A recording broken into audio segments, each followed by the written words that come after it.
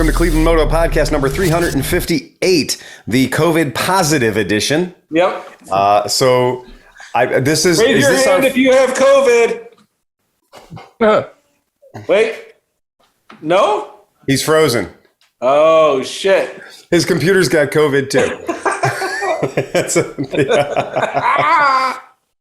Is this the very first time that we've had somebody in our group? Wait, I'm experiencing some lag. Yeah, you're experiencing some lag. We've already moved on to podcast number 359. Yeah, you got to raise your hand, John. You were supposed to raise your hand. Oh, no. Yeah, he's got some serious lag. Yeah.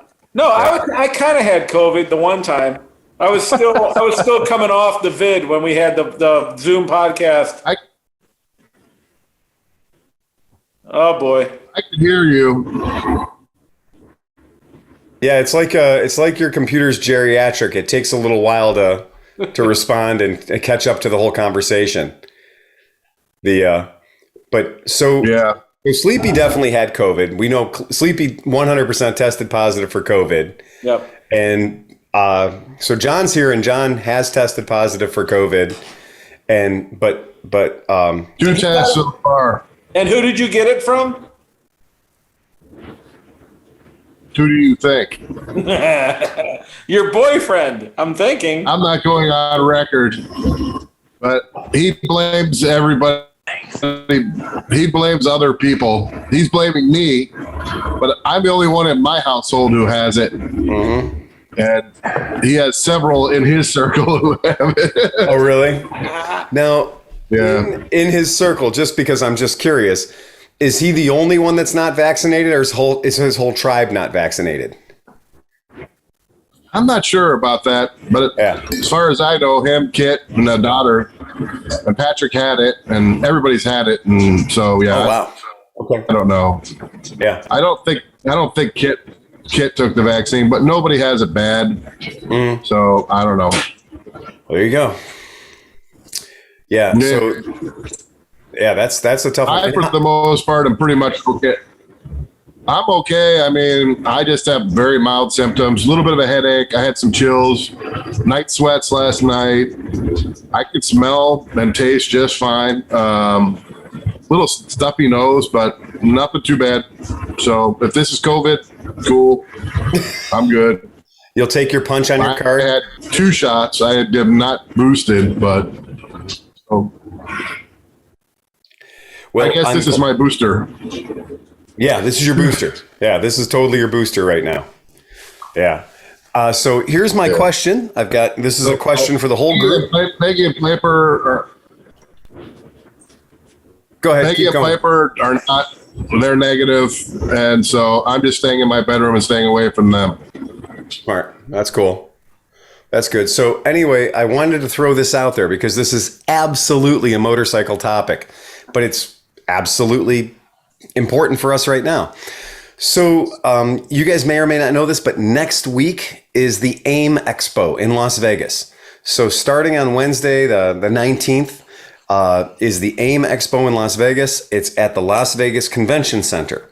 A little backstory, that's where last week they had the Consumer Electronics Show, okay?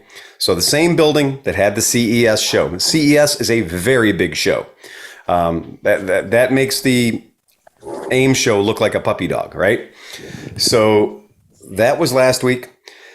Next week, AIM Expo. Now, I've been to a ton of motorcycle shows. I've been to a ton of dealer expos. I know that if I miss this thing, if I don't happen to show up, it's not the end of the world. It's not even going to bother me a little bit, right? Probably not going to be anything happening there that I'm not aware of. A couple of my vendors, a couple of people that we sell bikes for are deciding to have dealer meetings at that event, which I love it when people say, like, we're going to do 2 things at the same time. We're not going to make you fly out for a dealer meeting. We're just going to do it at the AIM Expo. If you're there, we'll put out some information to you, whatever. So get in an airplane, fly to Las Vegas, spend 3 or 4 days in Las Vegas doing Las Vegas things at the AIM Expo. That's not it's not really a general public thing. I think maybe the last 2 days are, but the first couple of days are industry only. But it's motorcycle industry. And that means there's going to be a lot of people who are going to be like they wouldn't wear a mask if they deep down inside thought it was good for them, right? Yeah. There are people there that might use it as a political stance, that kind of thing. That Sturgis factor, right? And so I was pretty easy. You know, I had bought my airplane tickets. I had bought my room at the Sahara. I had put the credit card numbers out there and made it all happen. But then the Omicron numbers kept going up. Yeah. And as we see now, we have, Steve Cinch recovered from his, him getting it with both shots. Yep. And now we've got John McElfresh getting it with both shots and Steve Hoffert getting it and all of his people. So the idea of me going to Las Vegas to participate in a look at my dick contest, it really didn't, it was pretty easy for me to walk away from that shit. Yeah. And Liza and I think Liza, maybe Emma and Jim from the Misfits podcast, I know they're all going out there. Maybe John is too.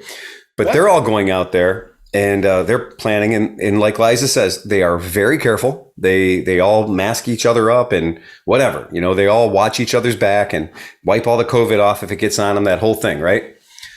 So I don't think I was totally cool with Omicron, man. I think with Omicron, all that goes out the window, dude. Sure. Okay, I'll buy that. Is there a question in here? Oh, there's a question. So at first, my statement was, well, you know what? I'm going to eat the airplane ticket. I think if I cancel the hotel room now, I get my money back. So I'll eat the $300 airplane ticket. And then, like a sign from above, United fucked my flight up. So United fucked my flight up, and I got that awesome email that says, the bank has made an error in your favor, that kind of thing. If this is a one-time opportunity, if you want to change your flight or cancel your flight, no harm, no foul. Yeah, baby. I was like, Yahtzee, That's cool because the type of ticket that I bought was, of course, non-exchangeable, non-refundable. If you don't fly, you die, right? Whatever. They're just keeping all your money. Weird thing about air travel, especially with United, even if you buy that the cheap ticket, you can actually spend $90 and get like the backup, right? And the backup will turn your ticket into a slightly better ticket. And it will make that ticket transferable, or at least, you can change it to a different date. So I was like, I'm going to spend $90 to change my ticket to a different date, and they're going to eat the $90, but so what? I'm not losing all $300. It's very small math. But again, I got the email. They fucked up my ticket, or my flight was changed, and I had a one-time golden ticket to get out of my flight. I'm out. So I pull the trigger, and I'm out of the flight. I pull the trigger at the Sahara and tell the Sahara I'm out of my room because it's more than 5 days in advance. They can't charge me any money on the room. Yay. So I'm clean. Then I get an email. And I called Liza and talked to her about it. I was like, before I really back out of this whole thing, they're my friends. I want to see them. Are they going? And it kind of, it banged me a little bit when I heard they were going. So I decided I'm out. Then I get this fucking email. And because when I register for a show, I register for Phil Waters as the owner of Cleveland Moto, but I also register for Phil Waters Podcast Geek, right? So sometimes I get two different kinds of emails. The one kind of email is like, yeah, be here at this window or whatever. Sometimes I get an email that says the hospitality suite for you podcast assholes is over there, as McElfresh found out. And you get access to snacky snacks and a quiet place to do podcast interviews and all kinds of cool shit. So that's why I always register both ways, right? So from that email address that I used for the media side, I get this email that says, the same exact time that you're going to be in Vegas for the AIM Expo, just down the street at Caesar's Palace, they're doing the SHOT Show. And the SHOT Show is the gun dealers show. It's not for the citizens. It's not for the punters. It's not for the civilians. It's for people who have a license to go in. And Remington and Smith & Wesson and Ruger and SIG and all these other companies are going to be there, like with their cool new shit, right? That creates a problem. Because they sent me this email, and it turns out Las Vegas promotions thing, they don't have enough people for either event. So they're now going to try to get people to go to both events. So like your media credentials for the AIM Expo are now good at the SHOT Show. Yeah, but you still got to deal with possible. There will be less people at the SHOT Show wearing masks than at the motorcycle show, I'm pretty sure. That's what I'm thinking too, man. John, you are absolutely right. I would say, given your history, given the fact that you've been vaccinated, you've had COVID, you could go. I mean, 98% of the infections are Omicron right now, and it seems to be pretty mild. But you're going to have to, when you come back, give yourself like a whole week of isolation so you don't get anybody else sick, because it's almost like a 90% chance that you could get it. But you really probably won't get it too bad.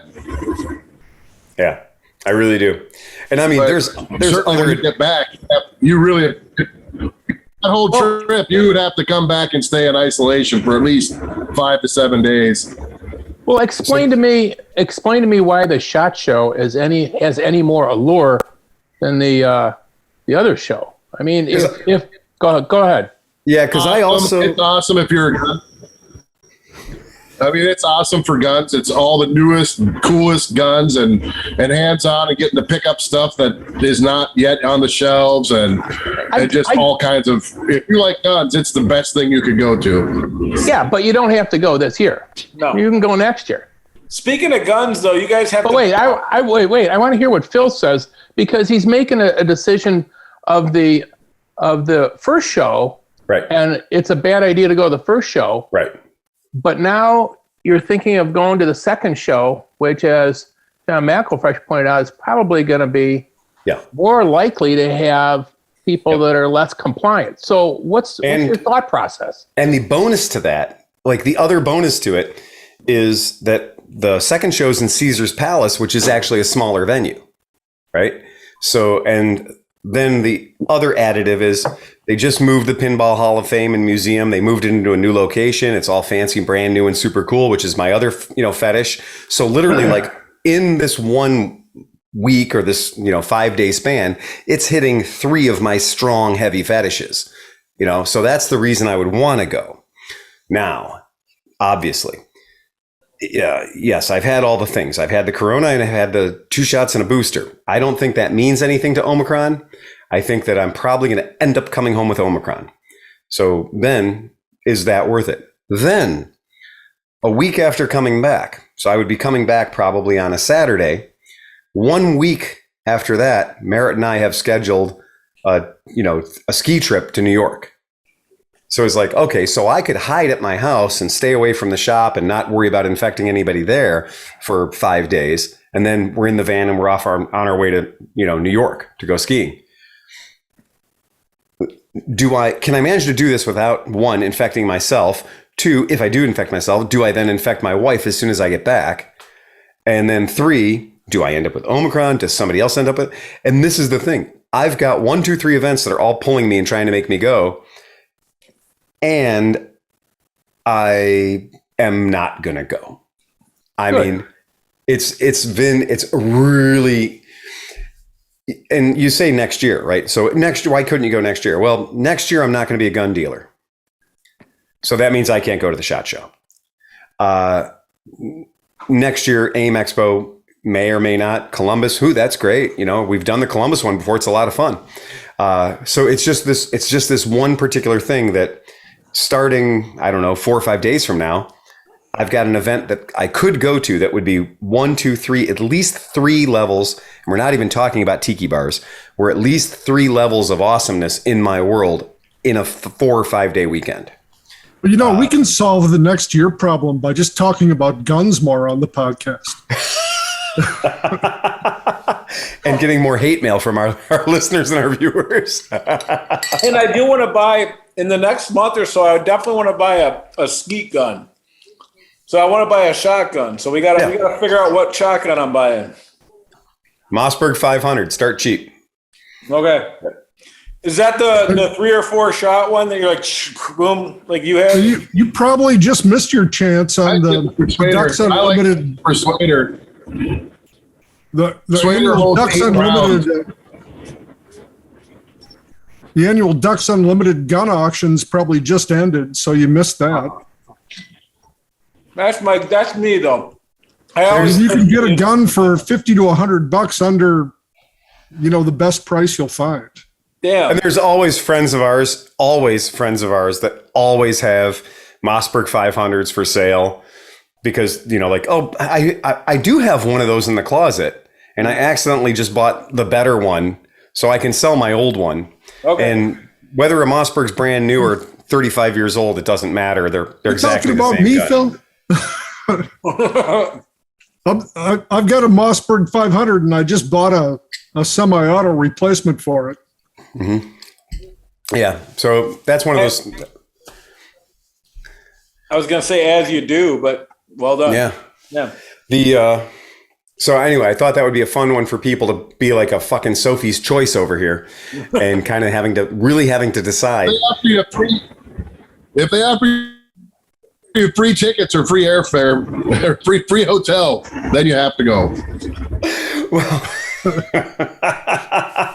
the thing is, like, every day I get these emails that are telling me how awesome the show is going to be. So like they want to make sure that, to fuck with guys like me.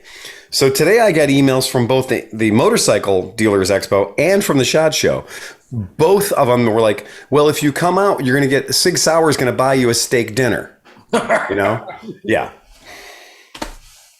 Well, here we go. You might be in an ICU unit the next day, but you're going to have Omicron. I can eat a steak dinner right now. One of the ones, GV luggage, GV motorcycle luggage, they did a thing that says if you stop into their booth, so if you actually go to their booth, they're going to give you, I think, 10 or 15% off everything you order for the entire year and free shipping. Wow.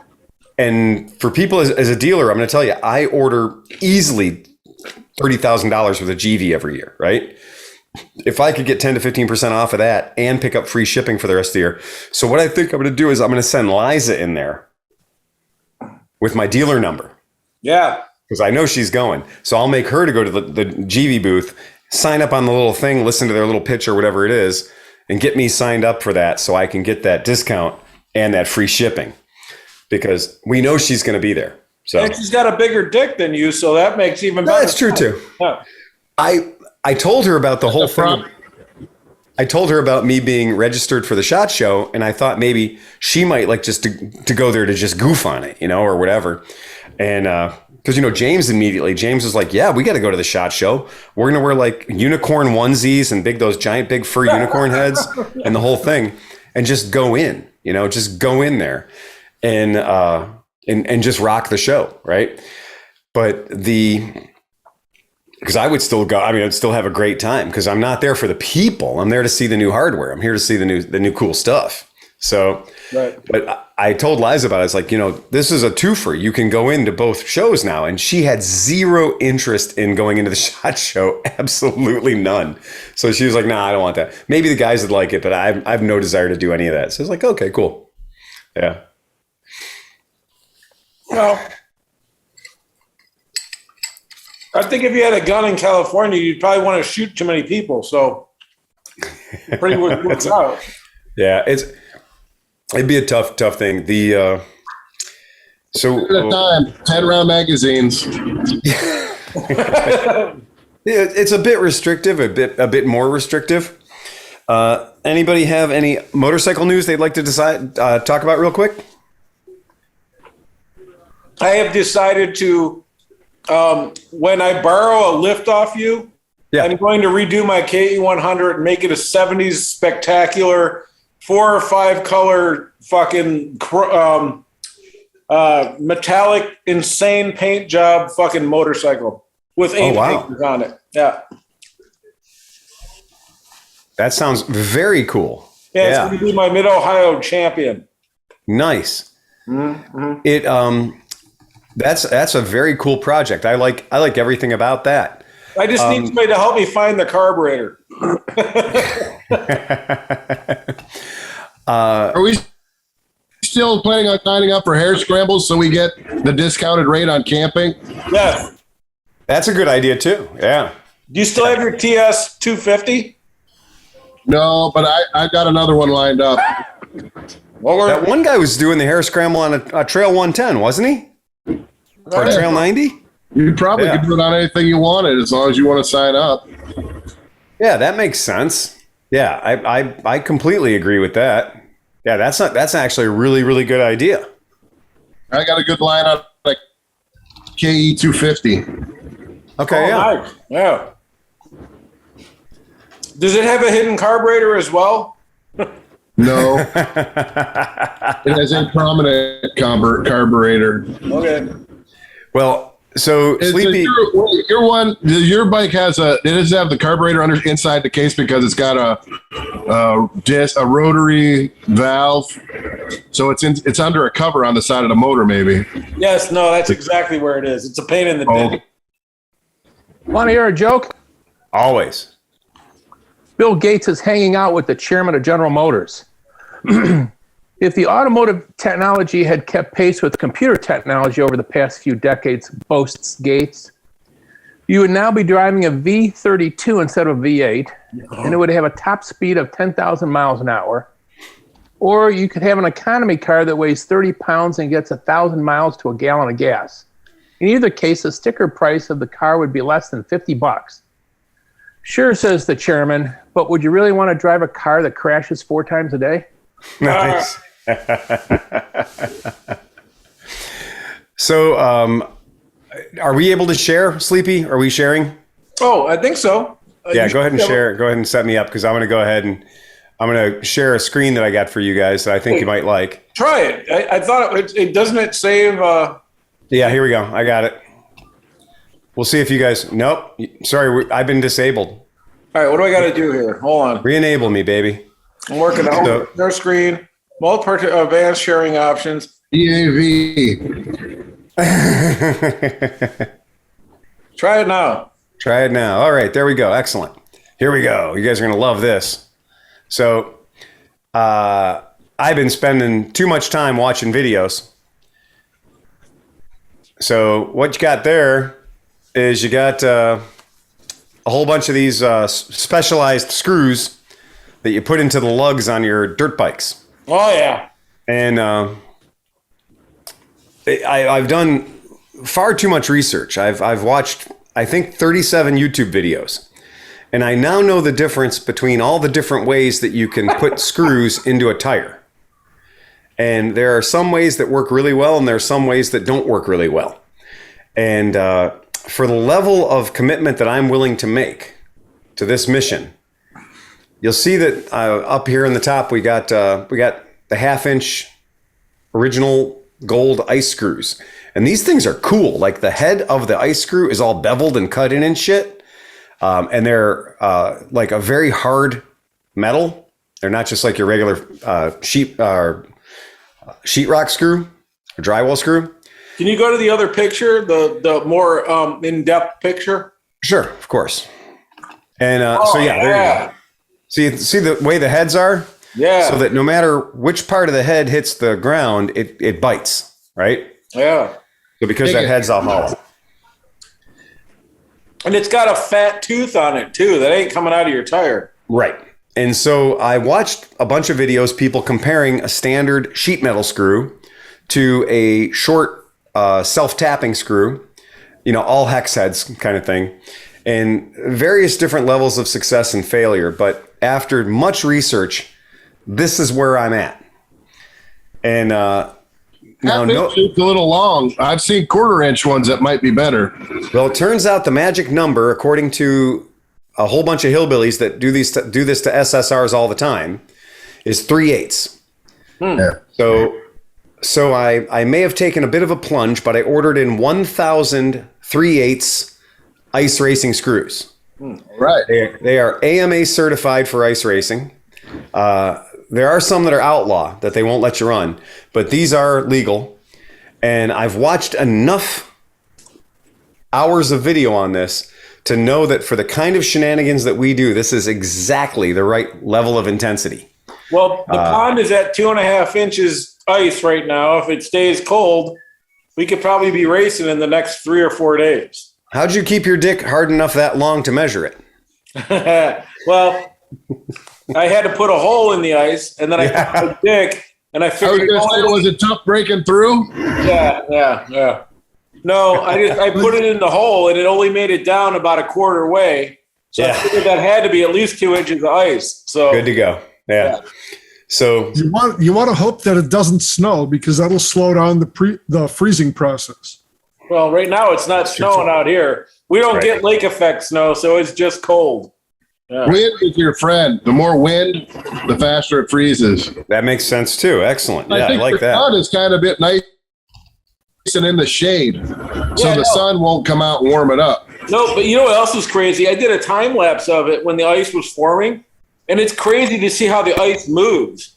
Like it starts over here, then it'll move over here, and then the whole thing freezes, then part of it doesn't, and then it It's crazy how much it moves. I thought I would just kind of like freeze and sit there, but no, that fucking ice is moving around until it gets really solid. It's pretty neat, actually. Yeah. So here's an interesting I learned about these ice screws, because for guys that are doing it heavy duty, like the guys that really, really want to go and be in the ice a whole fucking lot, and they're willing to sacrifice a specific set of tires for this kind of an adventure. It turns out there's 15 different companies that make spikes for tires, and everyone's got a different science for what works the best. And it is fantastic, the different sort of trial and error technologies that we've seen people going after. And it turns out that I'm sure if you guys have seen, if you guys looked around ever looked at, motorcycle tire spikes on a motorcycle, you may have seen these little studs that are coming out of them. And what I'm going to do is I'm going to show you guys, I'll share the screen with you, and I'll show you what turns out to be the most hilarious, get it done, sort of down and dirty hillbilly method. So the item on the bottom is an actual specific designed ice racing screw, right? A stud. Oh, yeah. You can see it's got a little hex head on it, and it's got some threads. Well, it's got that copper on it, too, to keep it from just going into the tire and everything. Yeah, so that's the silver one. So look at the gray one, right? Yeah. Now, you see the blue one? That's a Tapcon. That's right. The blue one's known in the industry as a Tapcon. And the Tapcon is, if you're a lazy guy, you know about Tapcons. Like, Tapcons will save your ass. They hold anything to anything. Like, you can hang... They're for masonry. Yeah, they're designed to go into concrete. And you basically drill a pilot hole with a small masonry bit that's a certain specific size smaller than the Tapcon.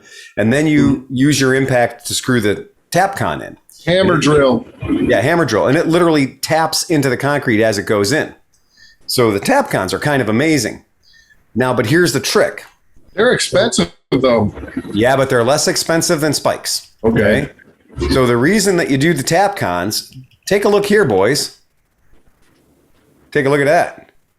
So the Tapcons go in from the inside of the tire. So the Tapcons go in from the inside of the tire, and they come out the outside of the tire. Okay? But that's not enough. What you then got to do is go get yourself some M10 bolts. Now this is the method that's legit, right? But if you go get some M10 nuts and you get your M10 nuts, you can actually thread the M10 nuts or M6 nuts down onto the Tapcon. And so you can use a wrench to put a nut onto the Tapcon to keep the Tapcon from going back in and, fucking up your tube. Well, and it kind of seals it too. Yeah, well, there's no seal. No, the compression of the rubber. I mean, I know you have an inner tube in there. What I'm saying though is, say your inner tube popped or whatever, that compression is going to cause some sealing at least. Yeah, it's a cool thing. I checked it out, and I watched a guy that had set up a whole knobby. Like, he'd set up a whole knobby using the Tapcons, and his method was he pre-drilled the tire from the inside out, ran the Tapcon through, so there was about a good inch of Tapcon sticking out. Then he dropped a fender washer, a small round washer, over the Tapcon, and then he ran a nut down on it. He ran a 6mm nut down on it, and then zapped it with the welder. Okay? That thing's like 1,000 fucking that took them like 2 weeks to do per tire, man. It only took me 20 minutes to watch the video. So it took me 20 minutes to know we're not going to do that. Yeah. So I did all the checking out of all the different videos, and it turns out the gold screws for the weight of the bikes we're using, for the way that we're using them, these guys are getting like more than a year out of a set of tires. But here's my favorite part is when you're done, you can take the screws out. So when you're done fucking around on the ice in the wintertime and you want to then go out the next year and fuck around in the mud, you just take the screws out. Use the same impact driver you used to put them in, take them right out again. Now they don't go back in so good. Leave them in. That's what you leave them in. for where we're riding.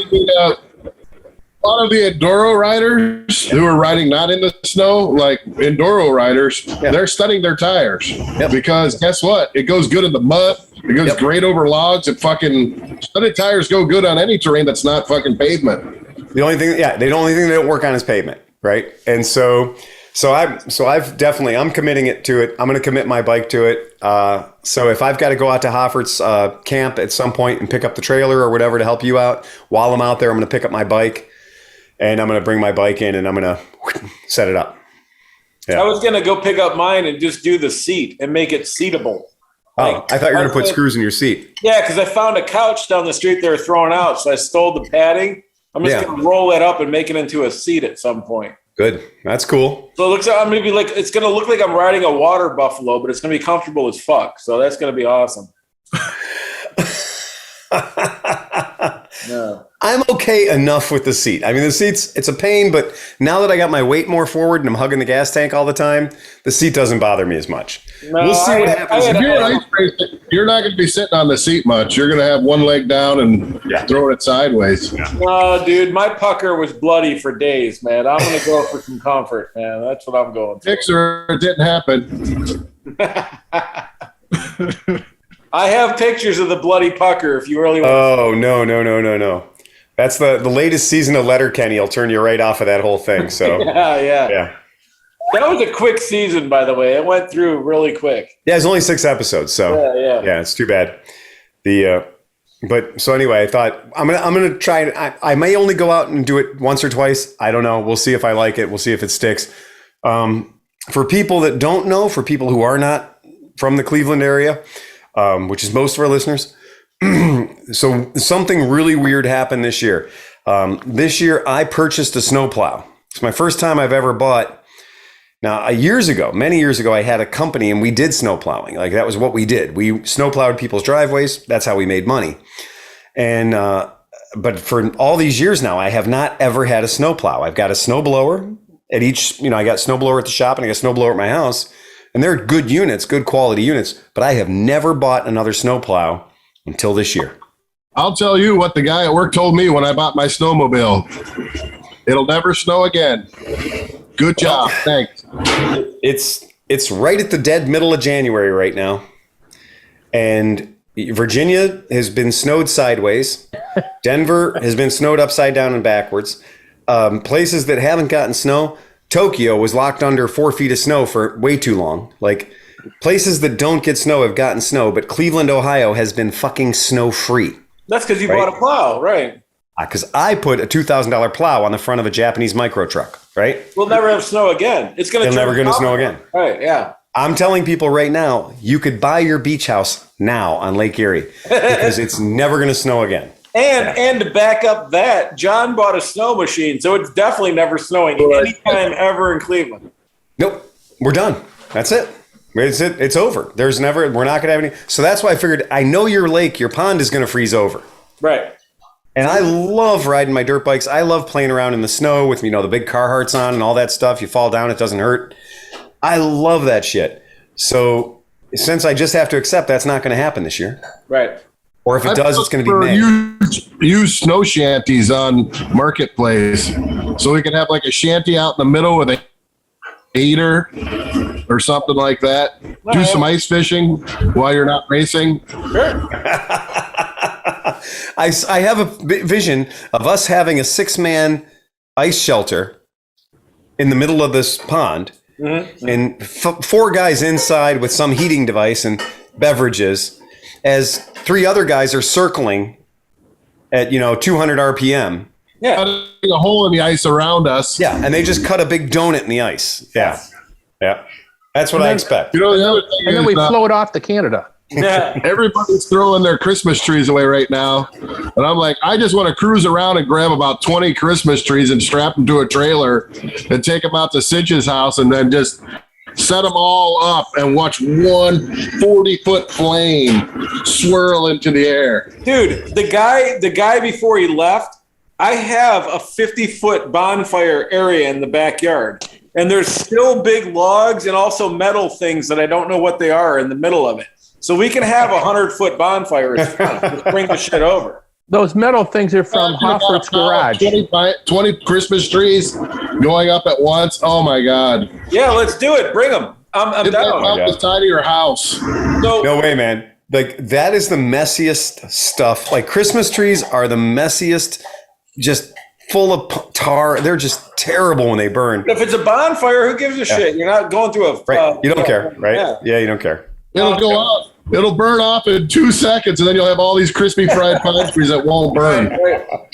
So John, we got to do your Moto Stories tips, but we got a new one today. I forwarded it to you, but I just want to read the first sentence because we don't realize how much our listeners get us. So this guy, his name is Chase Lewis, and he says, "Howdy, longtime listener, first time emailer. My favorite drinking podcast that occasionally mentions motorcycles. 3 stars, squirrel." So I did read that one, and he was asking questions about doing a 12-volt conversion. I believe it was on a CB 125, so Yeah. 6-volt bike, but he wants to run LEDs, and I don't know if you want to get into it. It But was an SL 125. Yeah. okay. But if he's listening to the podcast, he should all but know what I would predict. I mean, it's kind of a foregone conclusion. What am I going to tell somebody who tells me they want to do a 12-volt conversion on their 6-volt Honda? Anybody care to guess? I'd like to chime in with a giant no. But that wouldn't preclude him from running the LEDs because, as you know, most like Nick has taught us that most LEDs, a 12-volt LED, will still run on 6 volts. COVID. Anyway, but also too, a lot of 6-volt systems are putting out about 9 volts. So you might just be able to find the right LEDs that go into your outlets. You'll save yourself a heck of a lot of time because when you go for your 12-volt conversion, there's a lot more than just your turn signals and your headlights. You've got your horn, you've got all the little dash lights and your gauges, your coil. There's a lot that would have to be changed over to make it 12-volt. Now, I did do a little bit of internet research for him because I haven't actually done a 12-volt. I never would.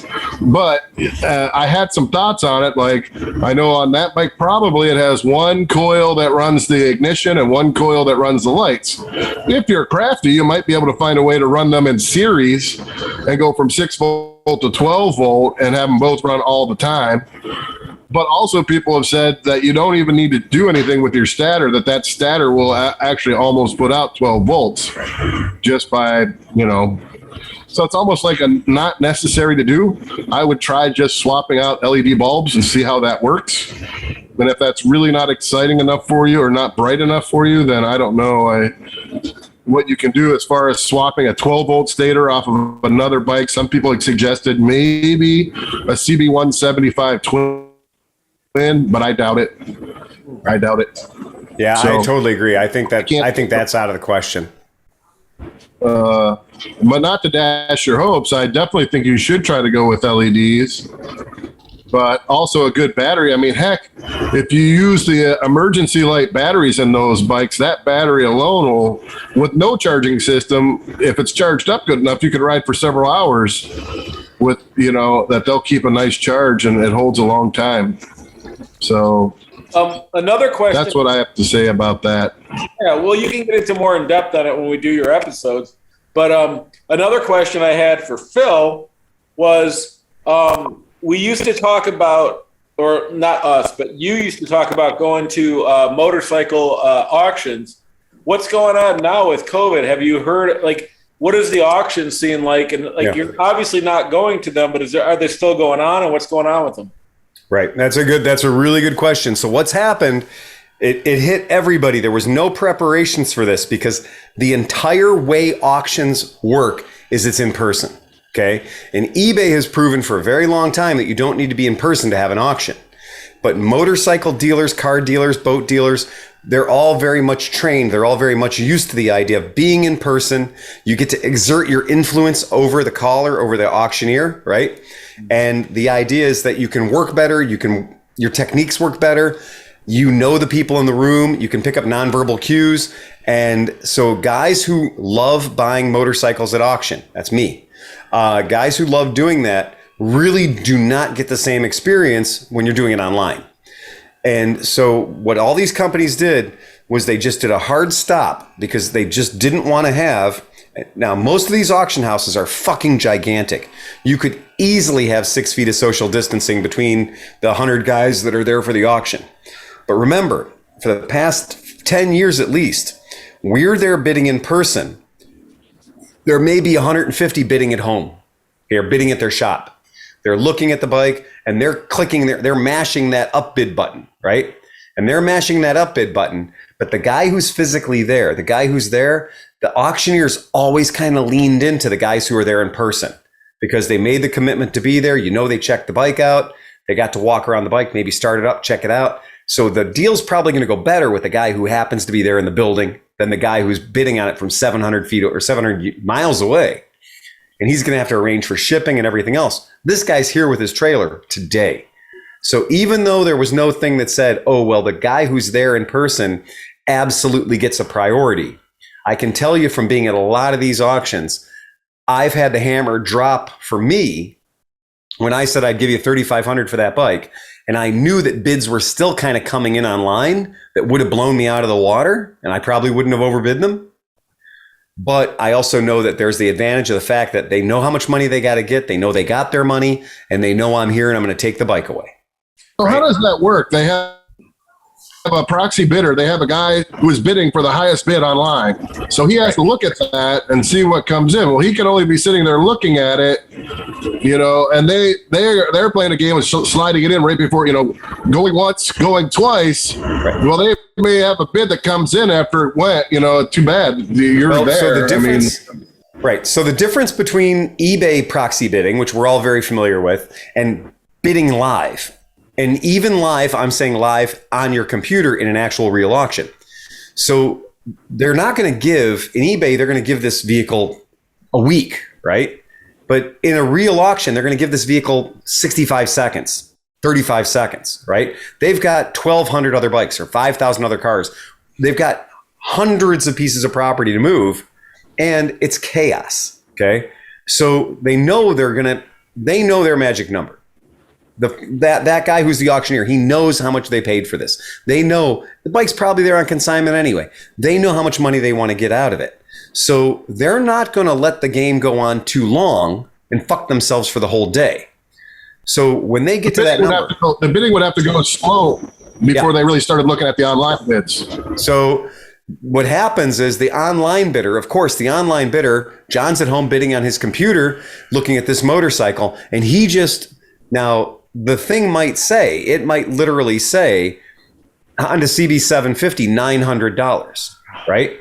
That's the guy calling it. Now, John from home cannot put in a proxy bid of $1,400, okay? He can't do that. He has to listen to the caller, and it's audio real time. It's fast, and the feed is really quick. If you've got anything resembling a decent internet connection, you can play along. So you're listening to the caller. You can't throw in this massive bid, right? And then just wait for it to catch up to you. So what you're going to do is you're just going to smash your bid button. You got a big green button and you're going to smash that just like the guy who's in the audience is going to raise his card. Okay. And then you're waiting for the caller to get up to your price. Now, here's the thing though. He might run past your price in 1/8 of 1 second. In which case, whatever you got your card up at, and when they call you, you've got a number. Now, whether you're in the auction or whether you're at home on the auction, you've got a bidder number that is the number of the registered participant of the auction you're in at that moment. So whether you're at home or whether you're in person, you're flashing your card or you're pressing that bid button. They say, and there's a ticker, there's a screen that's right there that all the people that are live in the auction can see that screen. And as he's calling out the numbers, the bids are going on, and there's people just smashing numbers into the computer every time John at home hits the bid button. And it will say J Mac $2,800. So now here in the real audience, in the live audience, we're like, oh shit, online bidder, right? And the caller might even say, the way bidding works, if you bid over the bid, if the bidding's at 1,400, you put in 2,000, right? You're paying 2,000. Well, like and it here goes immediately up to 2,000. And here you don't get to get it for 14,100. Right. And so here the way it's going to go is because you're moving at the speed of the auctioneer, and the auctioneer is moving very fucking fast. And if you watch Letterkenny and you think that Dickskin knows how to chatter, he's got nothing on a real auction. He's slow. He's an actor, right? I like when they had all three of them, though, judging the contest. And they were all slow, and none of them were real auctioneers. When you're at a real motorcycle auction, they can go from $1,200 to $4,600 in about one breath, right? And it happens just that fast. And yeah, there's a lot of times when they'll throw a bike out and you'll look at that bike and you'll go, ooh, 2,600, that's a good deal. But everyone's got their arms crossed. And they'll go 26, they'll go 20, they'll go 14, they'll go 10. And they'll go down to 10. Somebody will throw a hand up for 10. And then in 3 seconds, it'll be back well past 2,600 and it'll be to 4,200. It just had to have some sex to get there. It just wasn't going to get there on the straightaway. Nobody was going to start the bidding at 2,600. They had to start the bidding at 1,000. And then they got back up and they went right past it. So about these auctions right now, how is it happening at the moment? So the first thing they did was they killed the in-person. They just wiped out the in-person. And the very first time they did one of these auctions, with no in-person at all, it was very hard to get people to play along. Now, a lot of us have done the at-home bidding, proxies. We're bidding from home. We have the same green button. We're not putting a maximum number in there. We're literally just mashing the button as the caller gets, as the auctioneer gets to our number. Now, here's the trick. When COVID started, we didn't know what the fuck was going to happen. There were already 4,000 bikes. I'm just going to use the number 4,000. There were already 4,000 bikes in certain auction companies' inventory. Okay. So they had 4,000 bikes. They had to get through them the same way they used to. Yes, it was totally normal for these auction houses to get rid of 2,000, 3,000 bikes in a single day's auction. Okay. But now there's no humans there. What's that? How many bikes is that an hour? Like 300? Well, there's a secret to it. So it's a little different than you think it is. When you go into this building, it's like an aircraft hangar, and there's rows upon rows upon rows upon rows of bikes. And in 7 of these rows, those are all Harley Davidsons. And there will be a golf cart type device, a golf cart that's got a tower on top of it. It's about 10 feet tall. It'll have that big video monitor on there, that big screen on it, and it'll have the auctioneer at the top of the tower. And he's got 2 spotters, and they're looking for you raising your little paddle or raising your sign up or giving a howdy. And then they go, yeah, 278, just bid $1,200. And they're each watching that. So they're kind of checking each other. And then they get the alert on the screen when somebody out in the internet land bids on it.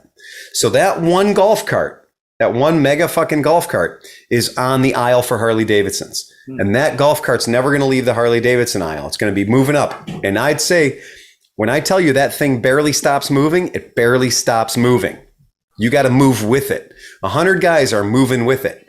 Now, you got there 4 hours ahead of time. Based on your sheet, which 20 bikes you want to see. So you're going to go scope those bikes out and you're going to figure it out. You're going to be like, okay, this Harley I want to see is bike number this. Okay, it's going to take them about an hour and a half or 2 hours to get to that one. This sport bike I want to see is over in this other aisle with its own golf cart, right? And it's going to be pretty early in the game.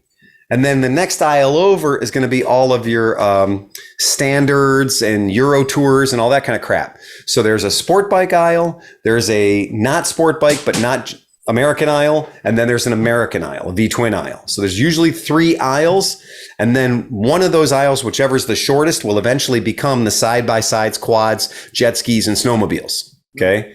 And so the idea is they're all 4 happening at the same time.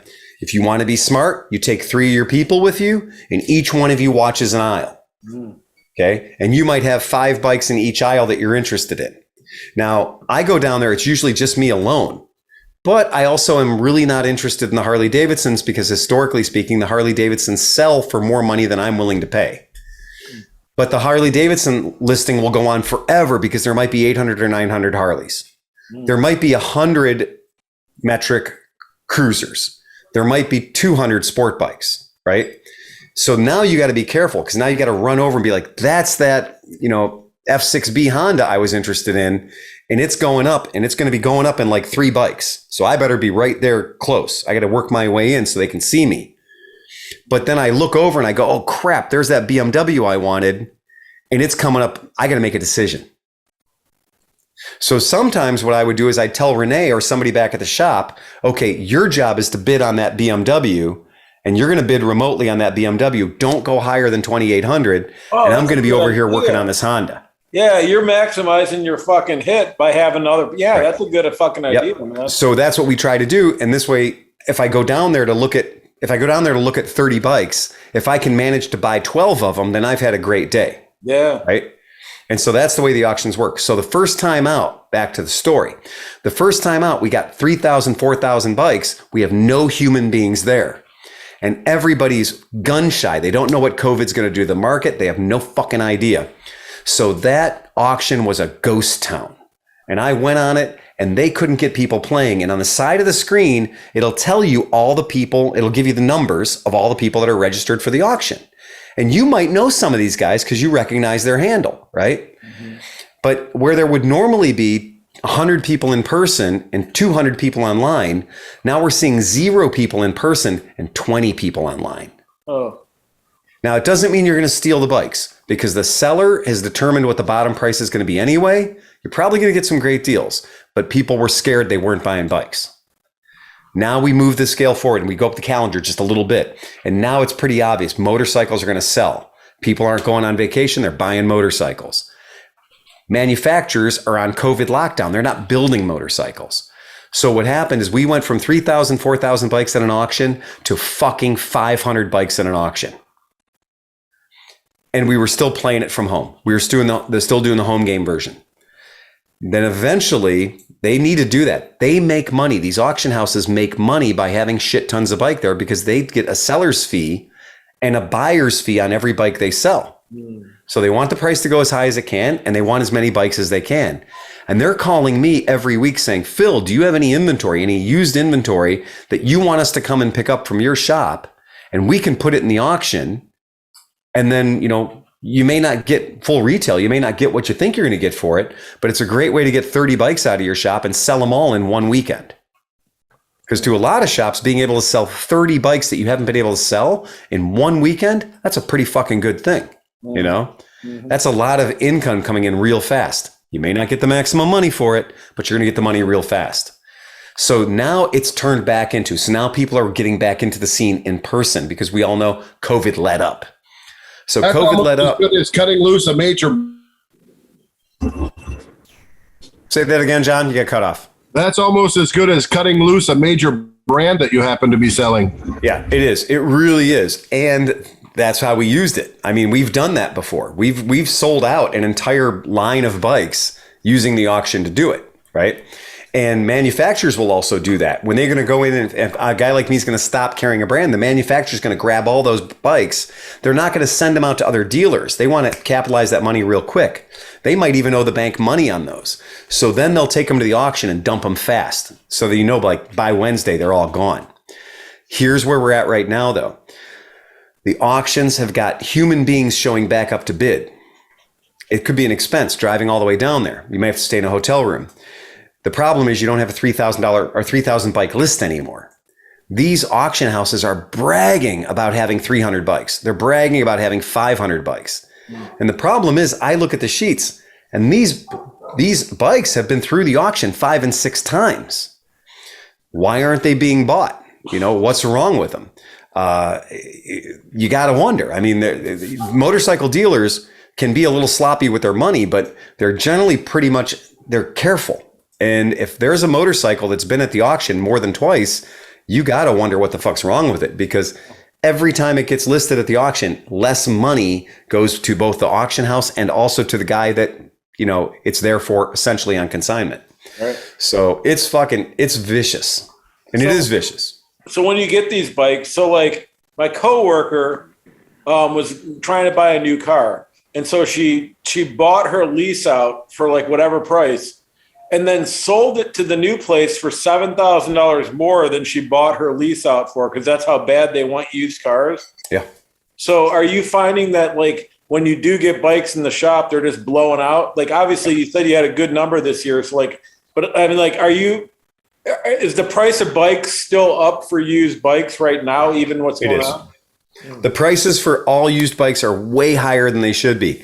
And going into the beginning of this year, I had 10 or 12 used bikes that I was like, fuck, man, I'm never going to be able to sell these things. Nobody wants to buy a 10-year-old Ducati Multistrada for $10,000, right?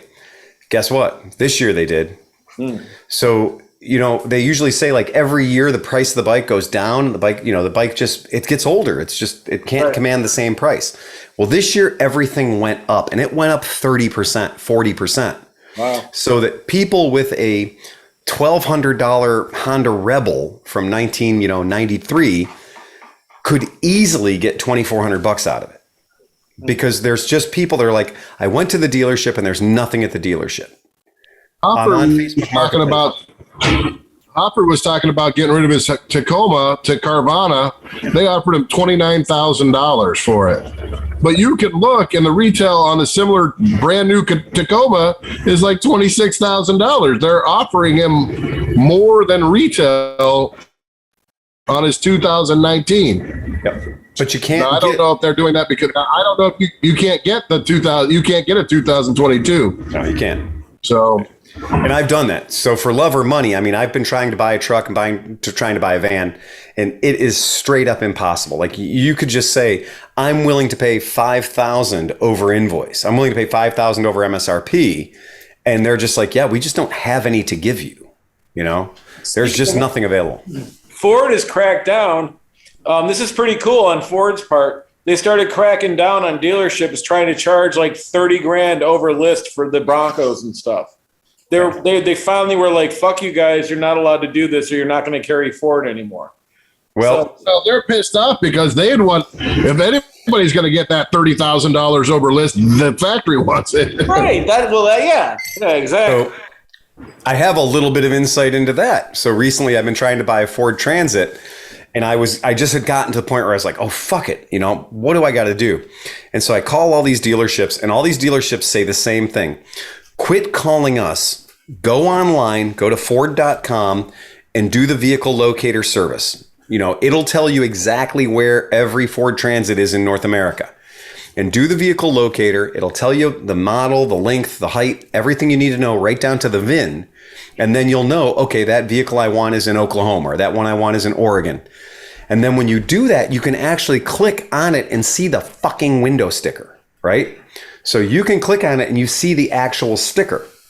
And so you now are armed with the physical sticker for the vehicle. And then I contact the dealer, and I've printed out the fucking sticker. That's the most money Ford wants to sell that vehicle for. And Ford on their stickers does have prep. Ford does have, you know, a freight, and Ford does have like a dock fee. So Ford has already put those items on.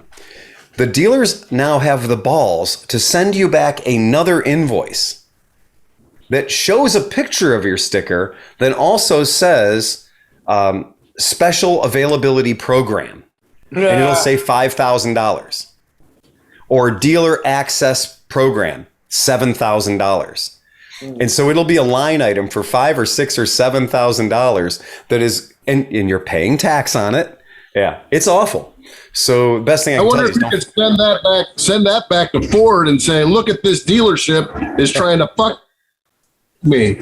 Oh no, they're fully aware of it because they're the one telling me to go to that dealer to try to buy it. So, and they even said, the people at Ford said, well, but what you can do is you can just place your order.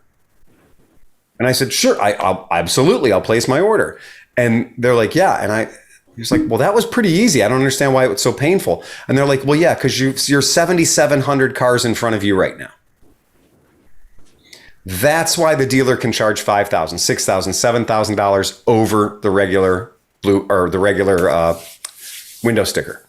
That's why they can do it, because they have the car now, and the system is that I would be able to order it, and I probably would be able to pay the price that's on the sticker, but I have to wait.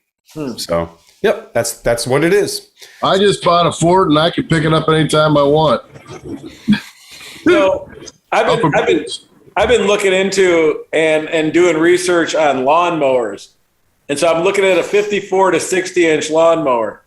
Holy fuck, man. It's worse than a car loan. Some of these things are like $7,000, man. Like cheap ones with blown motors are $2,000. Nobody hit me to the fact that when you get a yard, you have to buy a fucking a $10,000 lawnmower to fucking cut the goddamn thing. Or you need about a half a dozen goats. Yeah, right. Yeah. Just get a bunch of push mowers and link them all together. Well, that's what I was thinking. I was like, I could buy a four-wheeler and just fucking create some kind of a fucking mowing deck and just pull the fucking thing behind it. Well, you can buy a 50-inch mowing deck for about $100 and then put a 20 horsepower motor on it and wheels and tow it behind your quad runner. That's true. A lot of people do. So they make them, or you can build one. Yeah. Yeah. But like the grasshopper that we use at work, the original invoice on that was $15,000 for a 3-cylinder diesel Kubota powered, the most magic. It's like riding a hover round. I mean, like, it's cool, but it was a lot of money. But it's super heavy duty, and it's what you need if you're going to mow 7 acres. Can you leave that outside with the keys in it? Just asking for a friend. Just I won't leave it outside. I'll just tell you how to get it. Okay, perfect. Oh, shit. Yeah, I think you need to plant. I think the goal is you need to plant 5 acres. Well, that's it. I'm going to rewild. That's what they call it. Rewilding. Yep. That's important. Yep. Rewilding. Yeah. It's for the plant some fruit trees, apple trees, cherry trees. Like I have two. Path. I mean, you just need a path for the house. I have 2 heritage apple trees, one green and one red, that are fucking like been there for like 30 years. And like when we looked at the house, each tree had like 46,000 apples on it. So next year, apples are on me, dude, all day. Applesauce. Yeah. You need to make some hard cider. Yep. And I took a lot of my shake and stuff. I'm going to put it out in the back and try to grow like 400 weed plants. So that'll be nice too. Mm-hmm. Start a Christmas tree farm. They were $100 a piece this year. Oh shit, that's a good idea, man. That's a great idea, and you don't have to mow at all. When you do 5 acres worth of Christmas trees, there's zero mowing. Yeah. And think of the scent. That would be such a pleasant scent flowing through the yard. Yeah, I think that's a great Christmas tree takes about 5 years. Right. All right. Yeah, but that's 5 years you don't have to mow. That's right. You should trim them once a year. Yeah, I think that's 5 whole years you don't need to mow because you just be like, no, those are Christmas trees growing over there. We got to let that go. We need the bees to hang out with the trees, man. That's all important. I love that idea. Oh, that's fantastic. Yeah. I would plant anything in the world to not have to mow anything. Right. Well, I was just thinking it'd be fun though. Like some of these mowers are fast and interesting. Yeah. Get up at like 7 a.m. on a Saturday, smoke a joint, and go fucking cut grass for like 3 hours. That'd be kind of fun, man. I don't know. It's like that. It's like you get into it for sure. I mean, like you turn into a machine when you're on the fucking zero turn and you're just like you're into it full as fast as you could go, just trying to mow everything and coming up with the right pattern. You gotta make plaid. So you want all your lines nice and straight and perfect. And when you look at it, it's just like nice, like a golf course. Yeah, that's what I'm talking about.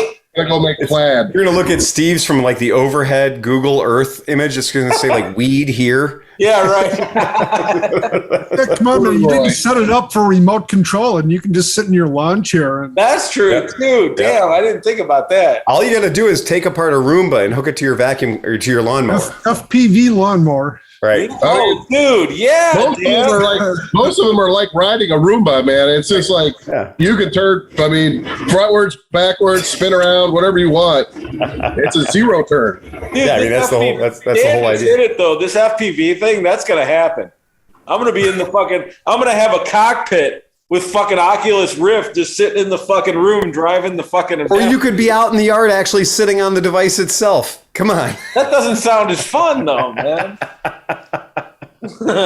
I think Depends how hot it is. Yeah, right. Yeah, I think that Then you you can invest. actually have you could have VR things where it's actually like you run over things that aren't real. You know, like have like dinosaurs and stuff that you have to run over.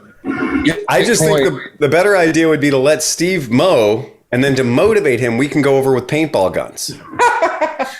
Yeah, I'm in. Then that becomes an adventure. I think that becomes all the fun in the world to help Steve mow his lawn with $14 worth of paintballs. Right. Yeah.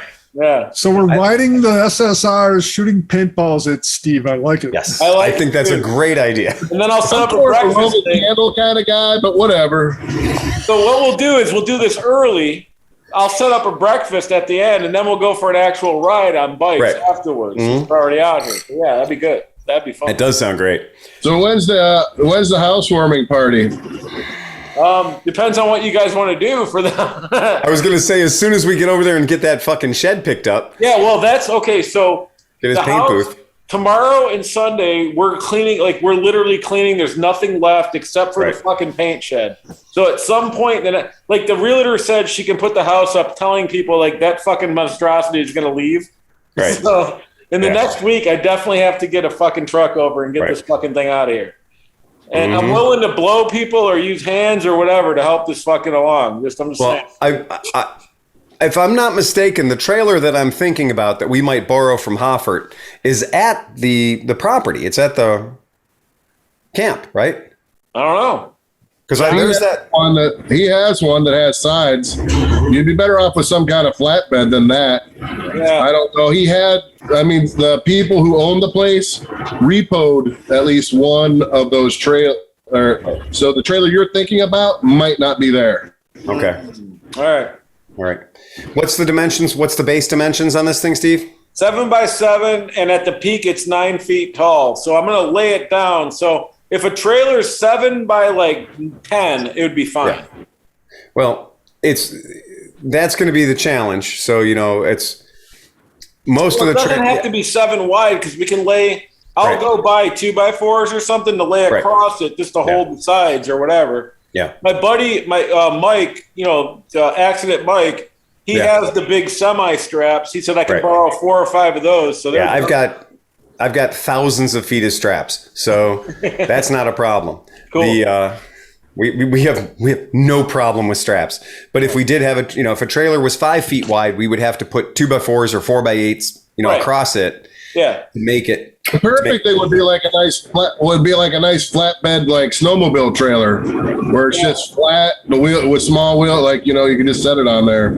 Yeah. And then, like you guys also said, using a car hauler, but the space between the wheels of the car hauler 74 inches usually. Usually a little bit less than 7 feet. All right. So like I said, we can put some 2x4s or something across it. That's cool. Well, we can figure it out. That's nice. I mean, worst case scenario is we rent a car hauler. It's $150 or something. It's no big deal. Cool. But realistically, using Hoffert's trailer, which I think is a 5x8, if I'm not mistaken, or a 5x7, we could throw boards across it. It's a single axle, and that how heavy could that shed possibly be? Isn't it plastic or something? If you're talking about the one that we used for the front loader, I think it's gone. Okay. The one that he still has left might be okay because it has like metal sides, but those might come off. But I don't. The wheels might still stick. I don't know how that works. Right. I have the motorcycle trailer that you gave me. Yeah, but that's too small. I mean, I have a 5x7, but I don't think it would be too big. I mean, I think the building would be too big. I'm not opposed to renting. It's on top of the rails. Yours is like a utility trailer, right? Yeah. So it won't sit. It'll just sit on top of the two rails. But I mean, it has the gate on the back. So like, I think it would be like the nose. That could be removed. What's that? Maybe we could take that off. It probably could be. But I mean, otherwise than that, I think like the peak of the roof would be right, whatever's towing it. It would be about the same distance. So it might work, because if the peak's like this, it would at least give you about 35 degrees of turning before you hit the fucking roof. Is it made out of wood or is it made out of plastic? It's plastic. It's 335 pounds of plastic. No problem. But I glued it together because I didn't want it to fall apart. So that's why I can't take it apart. So it's no longer knockdown. No. Okay. All right. Gotcha. But I will paint. Whoever helps, I will paint something for you. We're going to prove that. Right. Yeah. Well, just let me know. I'll be there. Yeah. Right. It'll be fun. Yeah. But yeah, I can absolutely get the van, because I was going to say, if there's a trailer out at the property, I'll go out to the property. I'll get my bike. I'll get the trailer. We'll go pick up your. Well, if somebody has a van, if you have a van, I'm happy to rent a trailer. I'll rent, like if it's easier, I'll just rent some kind of a flatbed trailer. Does U-Haul have flatbed kind of fucking trailers? The car hauler is kind of what you're looking at. Because all their other trailers have sides on them. Okay.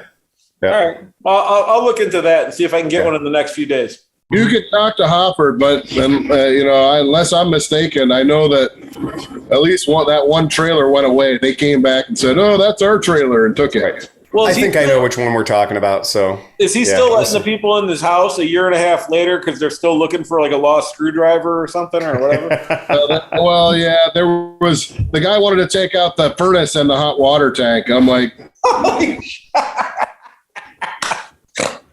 I got to get those studs out of the ceiling too. I got to get those stairs. Those stairs. I put those stairs in. Well, the guy, Mr. McCracken, he just keeps coming back there every time he needs some money to try to root through and get something, like. You're like, the next time you come, you have to take the albino spiders too. Otherwise, you're not getting anything. That's it. Yeah. Last we checked, he hadn't taken those out. But that Steve was probably like, well, tear the house down anyway if you want to take it. And I'm like, no. Yeah. Stop. Yeah. He should have taken that barn too. So, but yeah, so I think that'd be fun. If we can get that thing knocked out, that'd be cool. That'd be a lot of fun. Yeah, that'd be awesome, man. Yeah. So, hey, we talked about this before the podcast, but so you went to like the Tiki King place of the world yesterday, huh? Yeah. So just to give you guys a real brief, Grand Rapids, Michigan. It's kind of a cool place. If you haven't been there, Grand Rapids, it ain't Detroit. Okay. Grand Rapids is very nice. Okay. So Grand Rapids is a very nice city. And probably 200,000 people there. And right in their downtown center, this guy who runs a chain of breweries or, bars called Hopcat. Like, hop, beer hops, and then cat, C-A-T. And have you ever been to one of those, Kromke? Yeah, I've been to that one. That one in Grand Rapids? Yeah. The National Homebrewers Conference was there like 8 or 10 years ago. Okay. All right. So that's an old building. That's like an 1890s style general store type building that they've converted into a bar, and they've got fucking, 50 tap handles there. And it's pretty cool. But across the street from it, he has made a tiki bar called Max's. Max's South Seas Hideaway. And I have gone to a shit ton of tiki bars, and this tiki bar probably rates in the top 1. Okay. It's fucking serious. Because inside, I think if you have one bar called Hopcat, you could probably live the rest of your life and never have to work again, because beer's not real expensive and the profit margin's good. Yep. Imagine if you had 18 of those. Scattered all over the Midwest.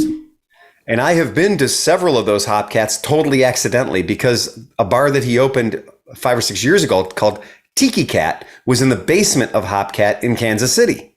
Wow. And years ago, when Renee and I were coming back through Kansas City, we were like, it was rated like the number 1 tiki bar in America. There's Tiki Cat, but it was in the basement and it only sat about 20 people. So you had to sign up and get a ticket, like basically get a 2-hour time window that they'd let you in there. So you went downstairs of Hopcat, and it's just fancy. Like, if you guys know what Melt is like, if you're familiar with how Melt has so many different melts, there's melts every fucking where, and they all kind of have the same vibe inside of them. Well, Hopcat's exactly the same thing. So it's kind of like a bar in a box program, you know? And you go downstairs of the Hopcat in Kansas City, and there's this door and some artwork down there, and then the light changes green and they open the door and they let you in. And then you go in there and it's this really intimate, dark space with just shit tons of cool tiki stuff. Well, this guy bought America's largest tiki collector. He permanently went out of business, toes first. Okay. And this guy left behind a massive collection of tiki shit. Stuff 60, 70 years old, stuff from the East Coast, stuff from the West Coast, stuff from Polynesia. And it was all there out in California. And they were going to do this giant auction. And this guy stepped up and just said, I'm just going to buy it all. We don't need to have an auction. You name your price, I'm just going to buy it all. And the guy bought it all. And having that massive collection, that massive pile of awesome, completely nerdy, all the tiki people worship it. It's all has the best provenance. He built the Tiki Cat, the little tiny bar, his first tiki bar. And he had all the other stuff in a warehouse getting ready to build the Monster. And the Monster is Max's. So the first floor of Max's is like 8 different tiki bars I've been to. And you go into like this one booth and you're like, I know that bar. Well, because he's got all the design and the decor and everything that was actually in that bar when that bar was in business 20 years ago. And he's got all that there. And then you go over to this other area and you look at this whole thing and you're like, oh my God, that's like all the cool shag prints, like all the cool mod, ultra cool shit. And then you go over here and there's a whole other bar that's just atomic age stuff, right? The Atomic Lounge. And it's got all the Whitco stuff and it's super beautiful. Well, that's on the first floor. And then there's a second floor. The first floor is designed by one tiki designer. It's got to be a multi-million-dollar project. The upstairs is designed by a totally different tiki designer with a totally different style. So the downstairs bar and the upstairs bar are not remotely the same bar. Yet there's still that Polynesian adventure tiki feel. It's fucking great. So the food was out of control. The food was way better than it should have been. The drinks were awesome. It was a great time. And it opened at 4:00. And we got there at about 1:00 because we were buying some of his stuff. He's not going out of business. Just when he got done building Max's South Seas, he's got tons of extra stuff. Like he's got a warehouse full of stuff that he just didn't need. And when you get to Max's is like a layer on top of a layer on top of a layer. You have to move a one-of-a-kind tiki mug to see the other one-of-a-kind tiki mug behind it, right? So it's very rich. There's no part of that place that looks like it wasn't decorated yet. In fact, I'd hate to have to dust, right? So it's impossible. So we went there because Stefan had bird dogged some items that he wanted. Now, these items weren't like tiki mug. These items are 9 fucking feet tall. Wow. These items straight up legitimately weigh 600 pounds a piece. So me and Stefan in my van and John Bernard, we emptied everything out and we hauled ass out there. And a Ford Econoline 350 can carry a lot of weight. I mean, it's a solid, it's no problem to put 3,000 pounds inside of one of those. And we were sagging the wagon. I mean, it was hilarious. So is he doing a remodel of Porco? No, he just wants more stuff. Okay. So Stefan's been on a one-man campaign to purchase everything that was ever at the Kon-Tiki in Cleveland. So when the Kon-Tiki closed its doors, a lot of its possessions kind of got scattered. So Stefan's kind of trying to get them all back. Got it. And when you're standing like out the back door of Porco, everything you're looking at, if you touch anything, everything you're touching is from the Kon-Tiki in Cleveland circa 1965 to 1971, right? Yeah. So that's where all that stuff came from. So here we are in a place where a lot of the pieces that were gone, a lot of the pieces that were lost, we're sitting there having a drink and some food, and I look up the wall and I'm like, shit, that's a piece of the Kontiki in there, right? And so they're just built into the architecture. They're part of the game. So he's not selling that, but there are parts he was willing to sell.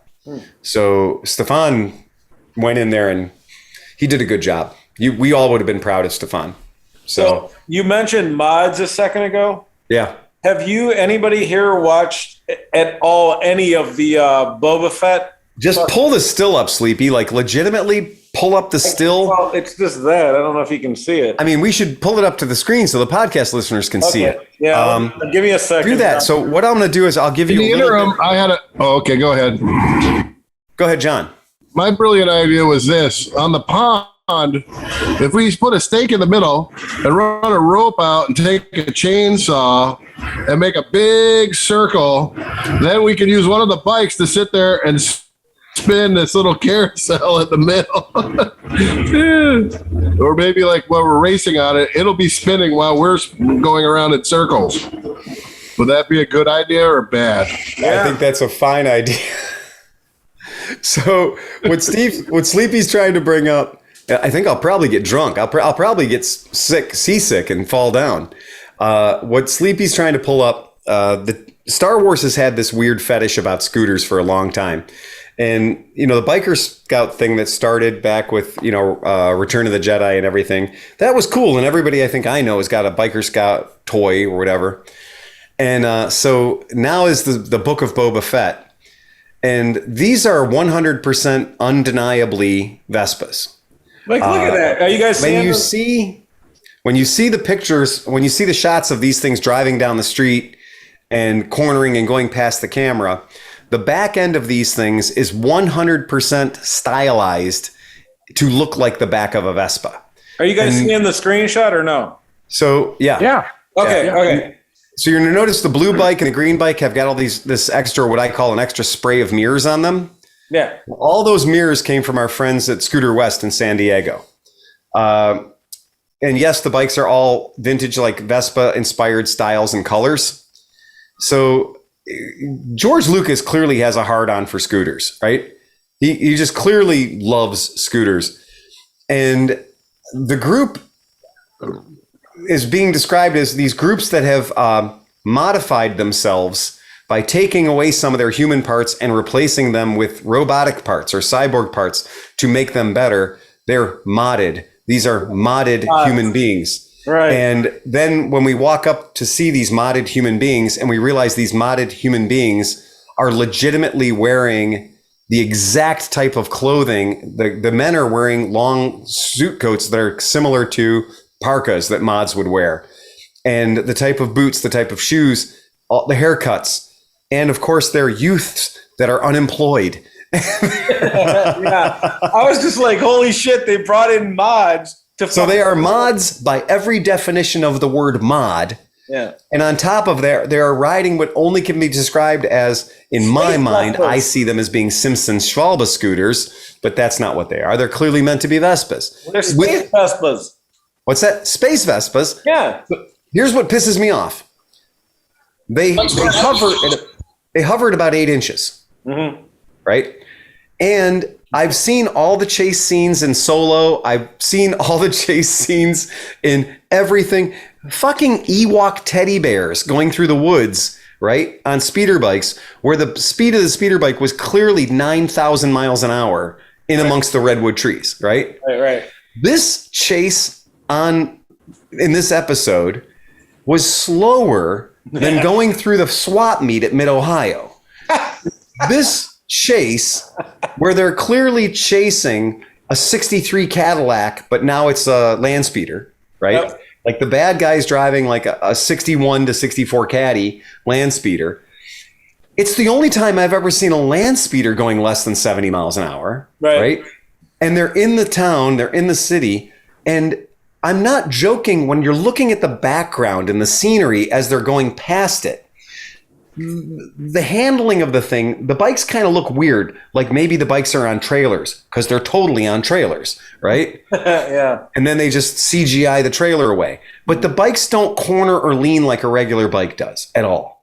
They don't bump and hit bumps and stuff. And she jumps the thing and all this crap. But I have to say, fuck you, like, thank you for having scooters in a major show, like in a, Disney universe thing outside of Luca. But the scooters in Luca were faster than the scooters in Boba, right? Yeah. I was like, I kept looking at the background and going, this chase doesn't seem like there's enough at stake. Nope. And then they pulled the Marty McFly Back to the Future where he slides the speeder sideways into the fruit truck. And the whole thing was just so fucking cheesy. I mean, like, it was weak. Like, it was a very weak chase scene. And I feel like that's that whole thing of like, anytime somebody represents scooters who doesn't really know them or work with them or whatever, they always represent them as being that kind of like a pathetic. And it started way back with, Well, that's the thing that sucks. Is like last year we had Luca, which was like Vespa's the greatest thing in the world, and then Star Wars is like meh. Like it was like, come on, guys. Yeah, and it was, I can't remember the American Graffiti. So like in American Graffiti, like Ron Howard's character in American Graffiti is riding a Vespa GS. But he's a kid. He's an idiot kid. He crashes it. He has no control of himself. They make fun of him. It's a mockery. And I'm looking at these things. These are space scooters. And I'm like, a Buddy 125 goes faster than these space scooters. My friends have all been drunk in a backyard that is smaller than any one of those sets going faster than they're going in this film. And it hits me as a little bit of a yawn fest because I'm like, they undersold it. They just undersold this, this gang of misspent youths that he's now employed. Mm-hmm. They're just kind of like, they're like the softest henchmen ever. Yep. And it's just, it's such a sad thing. It is. So yeah, we spoil the shit out of it. But I mean, if you haven't seen it yet, well, just watch it. They could have done a good job and they didn't. But it was still amazing to see. I was like, it's wow. Amazing to see it. And the artistic representation of like, this might be what a scooter would be in their universe. Right. In that universe, that might be a scooter. But, and I like how all the bad guys are all riding choppers. Yeah. It's truly the modern interpretation of the old comic show, Wheelie and the Chopper Bunch, where it's like, the speeders that the bad guys are riding are all, might as well just say Sons of Anarchy Extras Department on them. It's so clear. And their front ends are raked out and they've got sissy bars in the back and everything else. And they've got king queen seats on them. It's hilarious. But the scooters actually have the cat eye mirrors on them. Like some of the scooters have actual little, modern sport bike. You can just see that they robbed the Parts Unlimited catalog to build these things. Right. So. But yeah, the paint schemes on them are a little hint of Vietnam, I think. A little hint of Bodges. Yeah. I was like, I kind of like seeing them. My gut instinct was like, oh shit, be careful, man. Those are all Bodges. Like, I know those aren't proper Italian scooters. That's a 1968 and a 2068 combination going on. Oh yeah, so that's a 1968 Sprint there. Clearly, yeah, right. I can tell by the yellow center stand boots on your hover scooter. Yeah, but yeah, it was pretty funny to see that though. But it was hilarious. I just wish the chase scene would have been a little more energetic. Yeah, I agree. Yeah, I didn't really feel like I was in it. I didn't really feel any peril for them. Right. Yeah. So Smith looks like he has a joke. He's been holding it in. Oh, Jesus. Okay. Prisoner in jail receives a letter from his wife. Dear husband, I've decided to plant some lettuce in the back garden. When is the best time to plant them? The prisoner, knowing the prison guards all read the letters, replies in his letter, Dear wife, whatever you do, do not touch the back garden. That's where I hid all the money. A week or so later, he receives another letter from the wife. Dear husband, you wouldn't believe what happened. Some men came in with shovels to the house and dug up the whole back garden. Prisoner writes back to his wife, Dear wife, now is the best time to plant the lettuce. Yeah.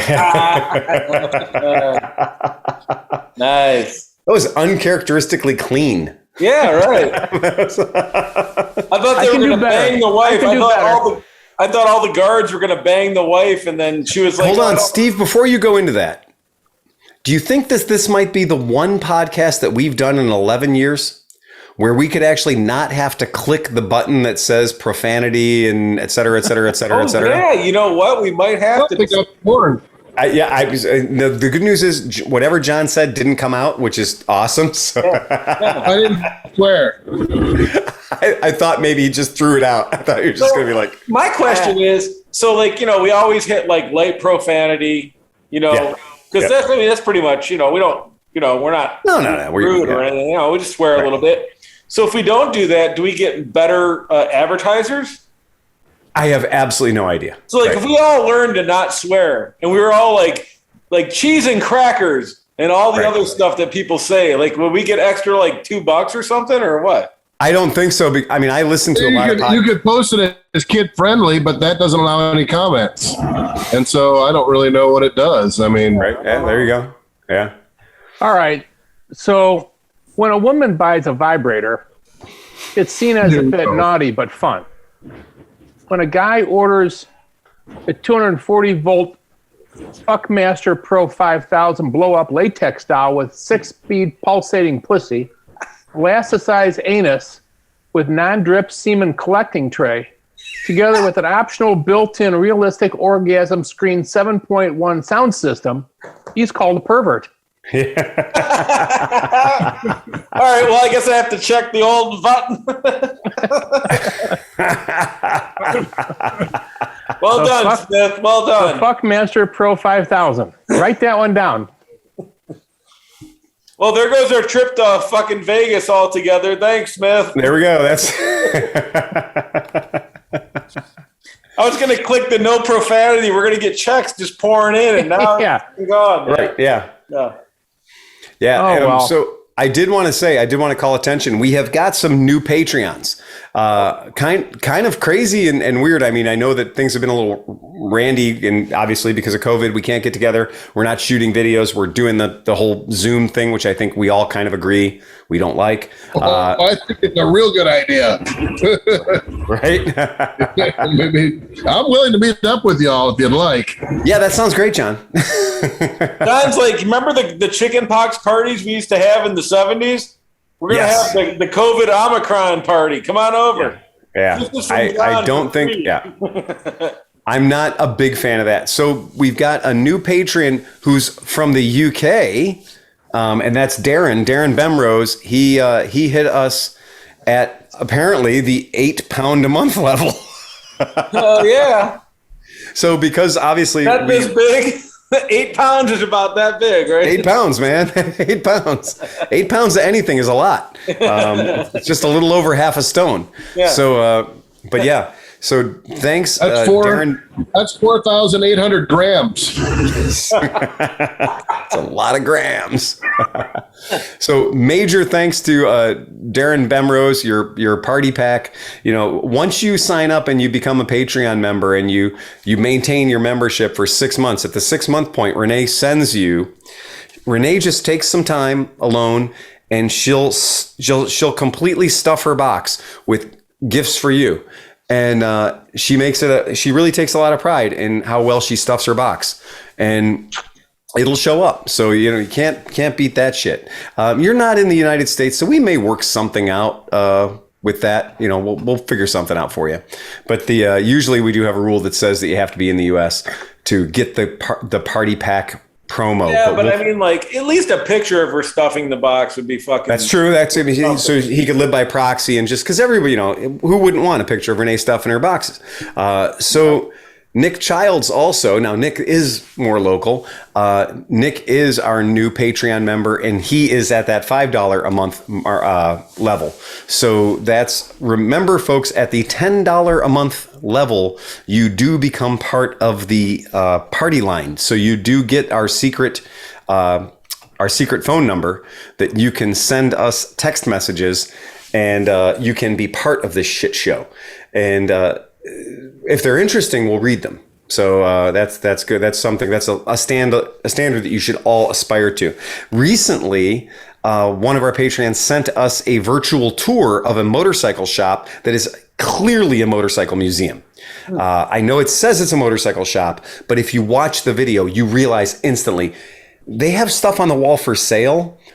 It is a motorcycle museum. It is just race bike upon race bike. Now, a lot of the race bikes in there belong to the guy, but he has managed to get a lot of Aldana race bikes. He's got Halewood race bikes. Like, this guy's shop is a museum, and this guy does a beautiful job of walking through the shop, interviewing the guy, and it's really good. It's almost as good as being there. And we put that up on our Cleveland Moto Podcast Facebook page. So if you go to Facebook, Cleveland Moto Podcast, we put the link up there so you guys can check that out. And every time we have one of our Patreons, every time somebody sends us some cool link to some cool garbage, that's where I'm putting it. So if you want to see a guy with a ski on the front of his Honda Z50 and a Santa outfit running around in circles on his property, that's where you can find it. It's at Cleveland Moto Podcast on your local Facebook provider. So that's where that's where the repository is for all that stuff. And if you send us something, if you're a Patreon party member, yeah, you can get stuff and we'll take your gear and we'll share it with other people. So it's a lot of fun. But it is cool to get that stuff coming in. I absolutely love it. I have a quick question about Dan's background. If you watch right now, that guy to the left of Dan's left, is that Cinch or no? No, he's coming in a second on the green bike. On a green bike? Yeah, watch it right at the end. There he goes. Oh yeah. Okay, so that was Cinch. All right. That's Sleepy. He kept the best parts. He kept the best parts out when I landed on top of some 3-year-old girl or something. So nice. I appreciate the editing. Thank you very much. I was wondering if anybody was going to pick it up or not. So occasionally we say things on this podcast that we forget about because we may have drank something before or drank something afterwards. But there are things like we do not have anybody taking minutes. We don't have anybody taking notes. We have no idea. If people didn't send us messages or send us emails, we wouldn't know. We forget. Like, it just, we wouldn't know what the hell we're talking about. What's that? We wouldn't know what the hell we were talking about. We don't most of the fucking time. So yeah, that's no shit. So apparently a couple of weeks ago, somebody may have used the phrase "dick punch a stormtrooper." I didn't, I don't know how it came up. I think taken out of context, it probably loses a lot. Right. But apparently Stumpy John thought that was the funniest thing he'd heard in a fucking long time. And apparently he spit strawberry quick out his nose. So I think that was you, Phil, talking about the $2,000 a night trip down to Disney World's new joint. I think you're right. And you're right. I do still agree that for that money, I should be able to dick punch a stormtrooper. There you go. At least one. You probably hurt your fucking hand, though. They've got that nice armor-plated codpiece. You're right, and I'd like to change that up. I'd like to be able to stir-fry one Jar Jar Binks. Definitely. So, a lot of people would. That's it. Yeah. I think that for $2,000 a night, you should be able to hunt, kill, and dress your own Jar Jar Binks. Yeah. We're going to have a hard time getting more and more actors to come in the next. That's it. Yeah. Misa just have the problem with that. Misa have no problem at all. That's it. Yeah. You could lead him with those big floppy feet. You could just give him a good lead. Yeah. But if there was a video game where all I had to do for the entire video game was just go around shooting that asshole, I would never leave. I would play that game. I would wear out that light gun. Son of a bitch probably has 7 hearts and 4 pairs of lungs. He's like, riddle. Yeah, when you're playing a video game, he's like the most ridiculously overpowered character in the game. Yeah. So I really, it's cool. So what? Anybody else got anything else? Yeah, hold on. Okay, working on something. Yeah. Right. So you had mentioned strawberry milk at some point here. Strawberry Quick. Yeah. So have you guys seen this? It ended up being the greatest thing in the world. There was billboards and everything put up for this. And here, check this out. Let me see if I can get this to work. Wait, I can't get the picture to come up. Fuck. So they did a prank. God damn it. Meatloaf Mecca?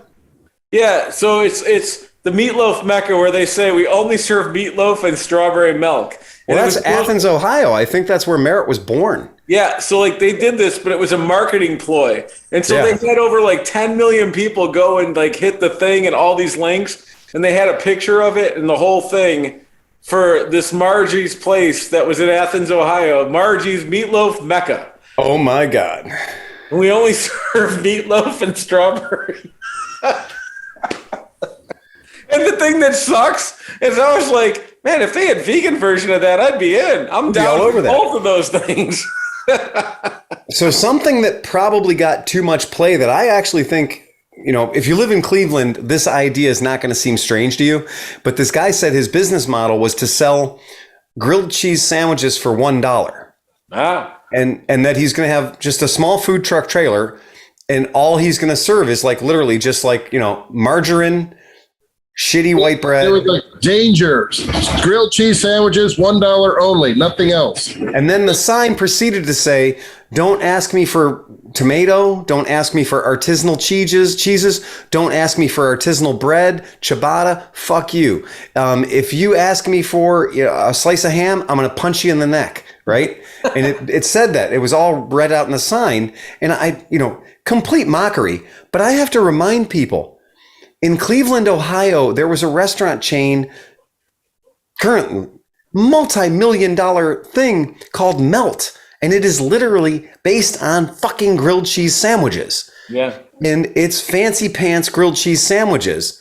But if you want, you can still get the kindergartner, which is like half of a grilled cheese sandwich and a bowl of soup for $5 or whatever it is. Yeah, but I love the idea of doing a $1 grilled cheese sandwich. And I love the idea. If you don't have exact change, like if you only have a 5 sandwiches. Yeah. If you only have a 20, 18 of your friends are going to be very happy. And if you don't have 18 friends, you'll have at least 5 after you buy 20 grilled cheese sandwiches. That's cheaper than going to a Grateful Dead show. Hey, nowadays, shit, yeah. Everybody used to sell grilled cheese sandwiches at Grateful Dead shows. Absolutely. They come with acid in them, so it's all right. I would love it, and I think it's a great business idea because I'd be the guy next door serving the little cups of tomato soup. Yeah. Just the little styrofoam one-time serving things, and just here you go. You got your grilled cheese sandwich. Great. Here's your $1 little tiny one-use, single-use, disposable tomato soup. Yeah. And everybody would be thrilled. And you'd only be open from 1 a.m. until like 3 a.m. Yeah. That's it. You wouldn't have any other hours. You'd work 2 hours a day. There's a couple of pizza places in Cleveland where like they only offer 3 pizzas. It's like cheese, pepperoni, and sausage. That's it. Right. None of the mixing. And like they make them, they sell them, and when they're out of their fresh dough that they make, they're done. They're done. Like, that's it. Yeah, like, I wanted to have a place called Chocolate Chips. And it was like curbside service, one big fat hot chocolate chip cookie, and a glass of milk or coffee. Yeah. And we'll bring it right to your car. How many do you want? I still like your idea of the upper decker or whatever. The upper decker. Where you double decker or whatever. Yeah. I still think it should be called the upper decker. All the sandwiches are double deckers. Yeah. But didn't you find out that you couldn't do it because you couldn't drive around the city because there's too many low bridges? Yeah. Well, that's an issue. I can only do Gordon Square up to Detroit and 30th. Yep. After that, you're fucked. Yep. Well, I can tell you guys where there's a double-decker bus right now sitting in Cleveland, and the reason it's sitting where it's sitting is because it can't leave. So you can buy it. I'll tell you. I can give you the guy's phone number. He'll sell you the double-decker bus. Right. But it can't leave. It can go about 36 blocks one way and it can go about 35 blocks the other way, but it can't get out because either location, it would have to go under a bridge or a set of wires that's too low. Yeah. How did it get there? So it turns out the thing showed up. The way it showed up was it was in pieces. They had sectioned it. And so they'd sectioned it, taken the wheels off, and it was on a lowboy. So then he put it back on his property and then welded the top back on again and put the wheels underneath it. And his idea was that he was going to do some sort of a food truck with it. But then it hit him that he couldn't fucking go anywhere with it. So the idea is you cut the top off, in which case you just have a stupid single level bus. Yeah. With a staircase that goes nowhere. The staircase that goes nowhere. So yeah, fuck it. Bad idea. So, but that's that. I'm trying to think if there's anything else. Not really. It's kind of, it's a slow time for us right now. Yeah. Nice beer, man. Nice beer. I like that. You got a full-blown liter of stein of beer. Or is that It's only a half liter. Okay. It's got a lot of glass in the mug. Yeah. It looks delicious. Yeah, it looks like a big old mug, man. So my whole family is still out here doing all family things. And now if we end the podcast, I'm going to have to go and participate in this. So this is very upsetting to me. There's people from all over the country here doing, I don't even know what's going on. I wasn't. Yeah, you may have to go interact with them at this point. Yeah, because they were like, so what are you doing? I'm like, well, you guys showed up on the podcast day. I can't. Yeah, it just happened to be the podcast. There's nothing I can do about it. Yeah, right. Yep. But now if we're ending it, then I'm going to have to go. And now I'm drunk. Do you want to hear a joke? I do, yes. So Sue and Sally are discussing their sex lives. Sue says, mine's okay. We get it on every week, but it's no big adventure. How's yours? Sally replied, it's great ever since we got into S&M. Sue was surprised. She says, really, Sally? I never would have guessed that you go for that. Oh, sure, she says. He snores while I masturbate. Hey, it's perfect. I was reading up about a motorcycle, the 1936 BMW R255. You'd have to look it up, but just some of the things that were interesting about that bike. Made in 1936, so pre-war production. So this was a supercharged 500cc, a rain sport, pre-rain sport. Wow. Dual overhead cam. The bike was capable of 140 mile an hour. What is it again? 1936 BMW what? R255. Wow. Somebody was able to actually take that bike to 176 miles an hour in 1937 diggity. You know what's funny is it doesn't look pre-war at all. I mean, it looks very much like... It has telescopic front forks. Yeah. It has an all welded frame, so it didn't use like even Norton was using cast iron slugs in the joints of the frame. It used an all welded frame. Yeah. And the supercharger fits perfectly on the front of the motor and is driven directly off the crank. It's just that little, bump out on the front of the motor. I'm going to share the screen just so people can check it out because it really is special. I mean, it's fucking cool as hell.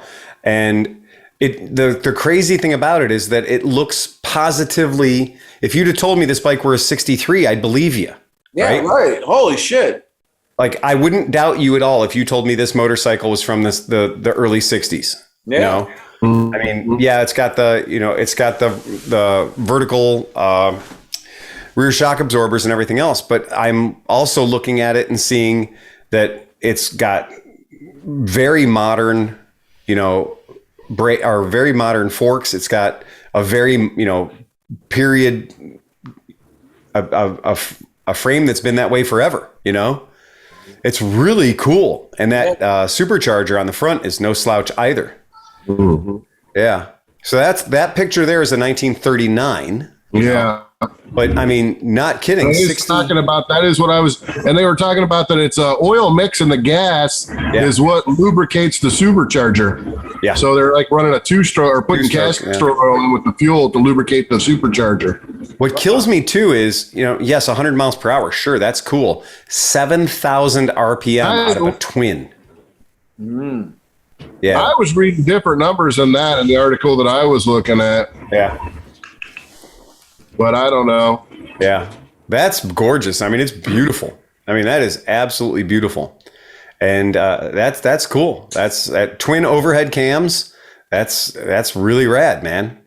That's really cool. 4-speed transmission. Yeah, that's a very cool machine that, so many times pre-war bikes are like, yeah, you just, you wouldn't want to ride it. It's going to be all weird. It's not going to work the way you want it to work. This thing looks like it's jump on it and ride it like you would a modern bike. Yeah. Yeah, that's cool. That's really neat. Yeah. It's incredibly cool. And it does look like that it did the senior TT, so that was, not a big surprise there. So, yeah. Well, they won the Isle of Man on one of these bikes, I think in 37 or 38. That's what it says, yeah. Yep. So that's very And then they banned cool. the supercharger. Yeah. Yeah. So he set the new lap record. So that was let me see here. Yeah. So he set the lap record at the Isle of Man. That's nothing short of incredible. Good for them. That's a very cool motorcycle. That's bad as hell. And yeah, they had to change the rule book. No more superchargers. Yeah. So that's something. Yeah. Super cool, man. I really like that. Just a beautiful, beautiful machine. Nothing I don't think any one of us will have to ever worry about owning one. No, I think we're probably safe. Yeah. There were very many built. Yeah, I totally dig that. I mean, and we're reading more and more about how there's going to be this push towards 400cc bikes from all the manufacturers. And Kawasaki's shown pictures of its brand new Ninja 400, and they're going for that. We're going to have multiple cylinders. It's not going to be a single cylinder 400 anymore. They're talking about twins and fours, and that's going to be expensive. So when you do twins and fours, the price of the bike's going to go up, but the performance is going to go up with it.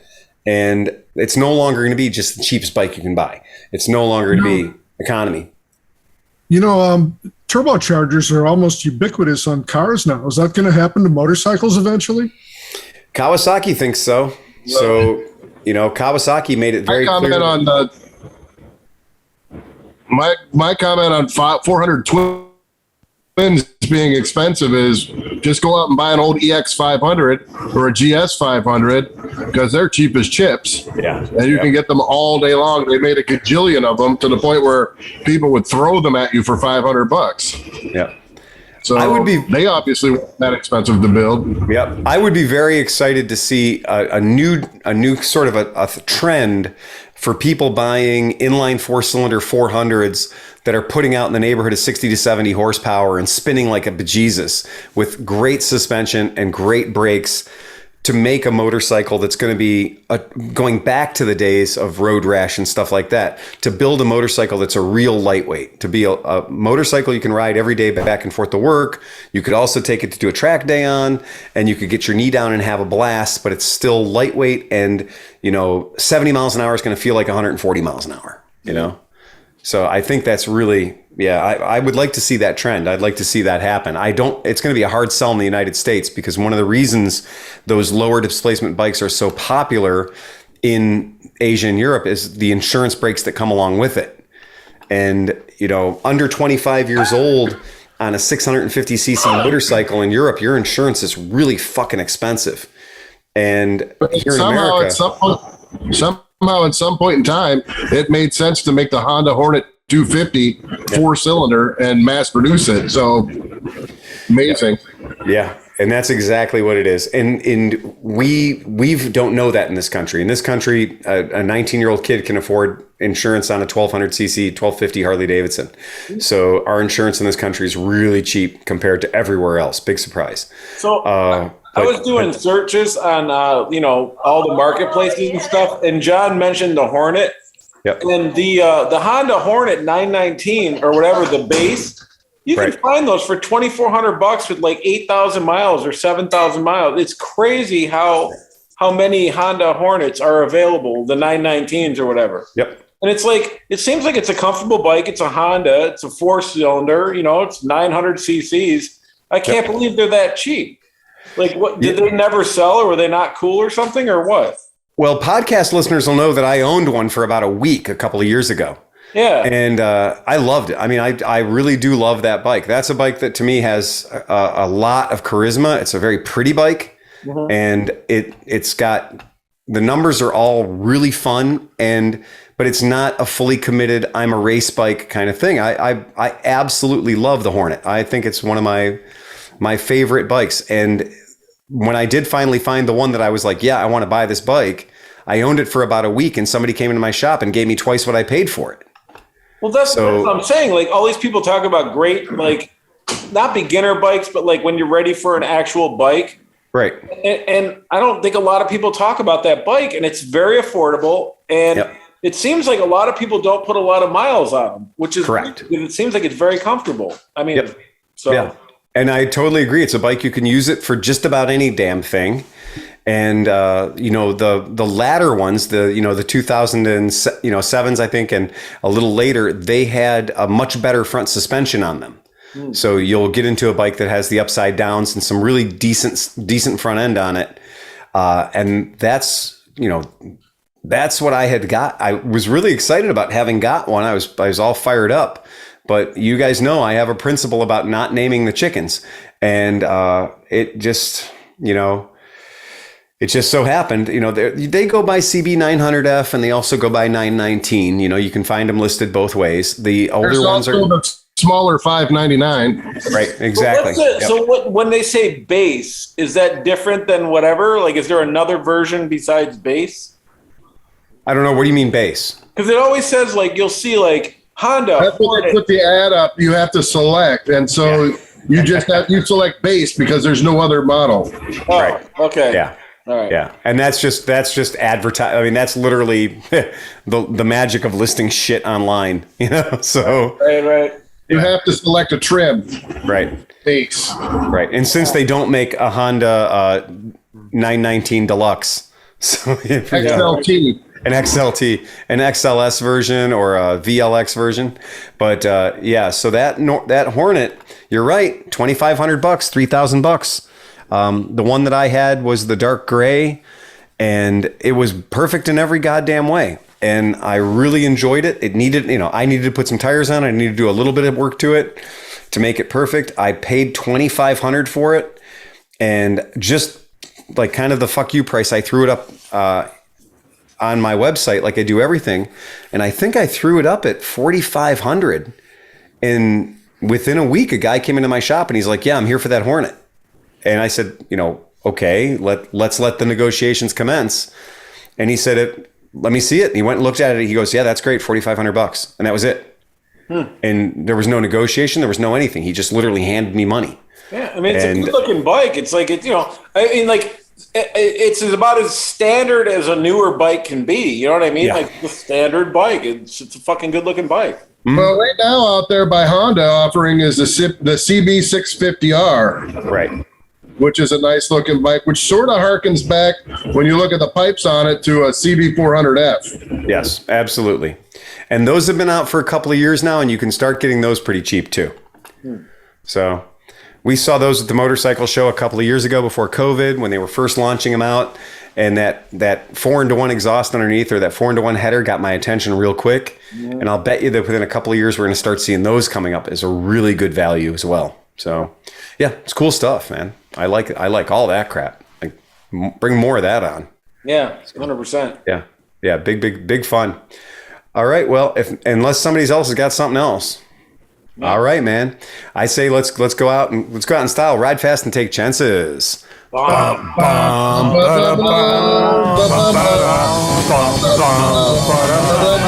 Fresh is on delay. He'll end the podcast later than we will.